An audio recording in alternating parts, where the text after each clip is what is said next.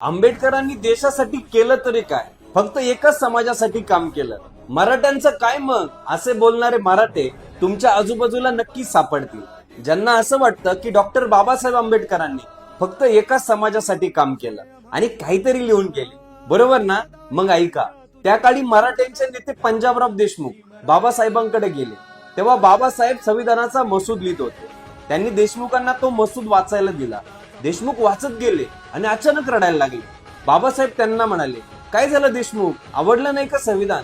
तेव्हा देशमुख म्हणाले, बाबासाहेब, धन्य आहात आपण आणि आपली लेखणी. ज्या आरक्षणासाठी आम्ही आलो होतो ते आपण आधीच संविधानात लिहून ठेवलंय. पण जेव्हा हा मुद्दा पंडित नेहरूंकडे गेला तेव्हा तो नाकारला गेला. उलट मराठ्यांनाच बाबासाहेबांच्या विरोधात भडकवलं गेलं. इतकंच नाही तर मराठ्यांनी बाबासाहेबांच्या घरावर मोर्चा सुद्धा काढला.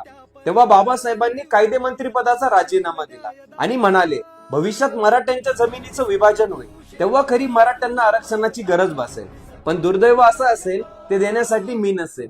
आणि हीच खरी वस्तुस्थिती आहे बाबा. आंबेडकरांनी कुणासाठी वेगळं नाही तर संपूर्ण भारतासाठी, मराठ्यांसाठी, शेतकऱ्यांसाठी, सर्वांसाठी लढा दिला होता.